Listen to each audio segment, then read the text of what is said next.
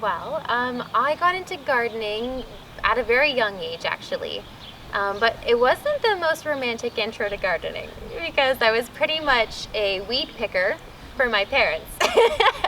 And we had a very long driveway, interlocking brick, and so it was like every weekend we have to pick weeds, which, wasn't very fun at that age anyways. Now I really love picking weeds, but that was kind of my intro. And my parents did have a pretty extensive garden at the time, and my mom did have a little vegetable patch, so I was starting to get more interested in it as I grew a little bit older. But yeah, I think it probably wasn't until I was maybe 12 that I actually really started to enjoy gardening and being more curious about plants. So yeah. All right. So I guess you kind of answered how many years have you been gardening? So since you were pretty little. Yeah. Do you have any resources for helping to make your garden succeed? And where do you draw inspiration? Like books, podcasts, people? So I have studied plants in university and college. And when I was in college in San Diego, I started this plant connection class. And it was probably one of the biggest inspirations for me. Just the philosophy about it was learning from the plants themselves can go a long way. And so it helped me to kind of work with my intuition, which I'm very comfortable with. So a lot of my inspiration and understanding of plants just comes from observing them and listening to them. But I do also use other resources too. Online, I really like the spruce. It's a great source. I feel like they know about every plant that I want to explore, how to grow it, what its conditions are, when to harvest, all those sorts of things. And then the Farmer's Almanac online as well, I use that to help guide me. And for the love of herbs, which is a big part of why I work with plants in the first place, probably my all-star herbalist crush or whatnot is Rosemary Gladstar. So she is a wonderful wealth of knowledge and just a beautiful person with a great perspective of how to work with plants and their multiple uses, and how to take it from growing, harvesting, and then actually making products that are going to help to heal you and others. So I'd say those are kind of my top sources. Very cool. Yeah.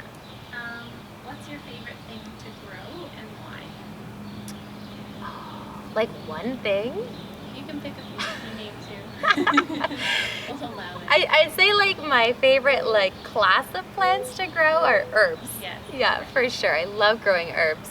It's so rewarding because it's they last so long, from the birth of the plant, right? You plant the seed and you're just full of hope about it, and then they grow and there's so many opportunities to harvest, so many different times of the year to harvest too with herbs, because it can vary. You can do spring things for flowers, and you can do all summer for leaves and stems, and then the autumn brings you roots, and then I store a lot of those in dried forms too, so I'm always able to keep working with herbs all throughout the year. So I think that's my favorite and most useful thing to grow for sure. I also love the berries. It's nice, that's just such a rewarding thing to grow berries. Yeah. Gotcha. Cool. What does gardening bring to your life? Just so much joy. I feel like that's the simplest way to put it. It's just any time that I feel myself being stressed or upset, or if I start to lose my balance, I just walk out into the garden, and within the first 3 steps I'm starting to find more ease and peace and just joy. What do you feel when you're gardening or sitting in the garden, which I guess you kind of answered? Yeah, Peace and joy. absolutely. Yeah. How would you describe your garden style? Well, here it's kind of unique because, as I mentioned to you in our walk earlier, these gardens are the combination of myself and my mom, right? Both of our styles coming together and to create this space. I tend to be very much enamored with like the English garden style, where things are allowed to grow towards like, you know, touching other things, and you've got multiple heights and shapes and color palettes that really complement each other and blend. Almost like maybe the easiest way of gardening too, because things will fill in and then, you know, shade out weeds and stuff like that. I'm really inspired by, you know, restoration agriculture and permaculture, and so I try to integrate those types of methods in so that I'm saving myself time, and I'm, you know, and the work that I don't have to do, but I'm also trying to create less impact. So if I can use less water by having things fill in nicely, then that's ideal. So I love the English country garden style. But I also am like a huge fan of forest gardening, you know, and like looking at like taking more of a permaculture approach.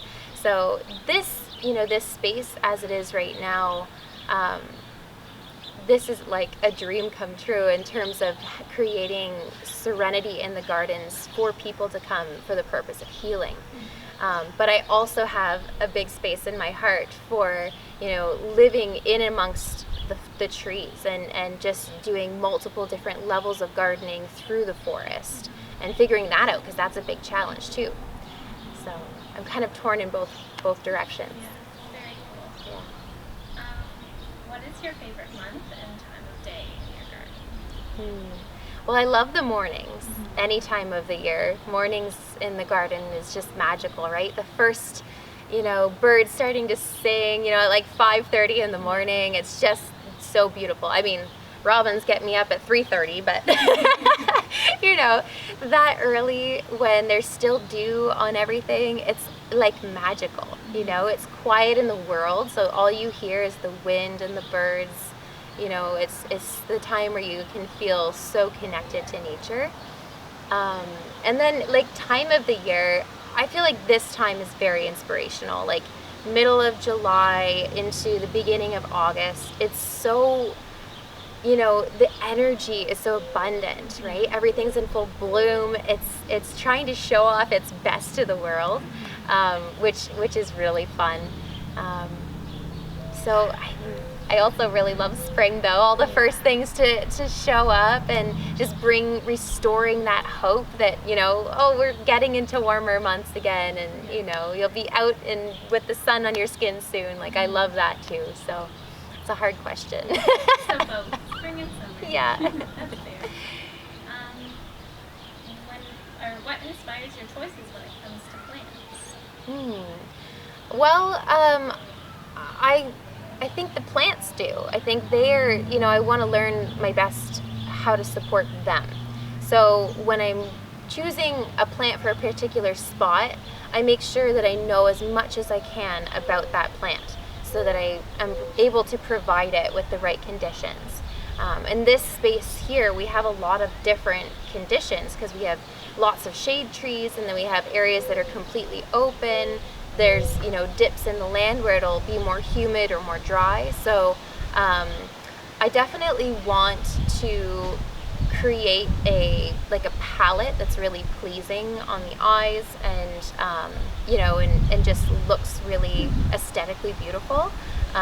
So that may be like a starting point, but then it's like, okay, what are the conditions here and how can I help these plants to thrive? And then that'll be why I choose which ones I choose. Yeah. What dreams do you have for your garden? I want to teach here. I want to have people here who are like passionate about gardens and want to learn about gardening, and I'd love to do workshops on, you know, how to create your own compost and mulch, which we're doing here, we shared about earlier. And you know, how to work with companion planting and how to listen to the plants, and you know, everything from planting to harvesting and all the stuff in between. Like I really want this space to become an educational opportunity for people. as well as that healing environment. So I feel like we're already, like, just the fact that, you know, we have these protective trees and all the plants that are already here, I feel like we're already leaning into or supporting people in their healing process. But I'm really excited to start teaching. Yeah. What would you say is the thing you do best in your garden? Play? Does that count? Yeah, for sure. Yeah. Yeah, because it's so, like, inspiring. Sometimes I just want to, like, you know, roll in the grass like he is right now, the pooch over there, and just enjoy it. So yeah, I think it inspires me to just, like, relax and play and take it in. Yeah. Perfect. That's everything. Awesome. Thank you. Thank you so much. Oh, it's my pleasure.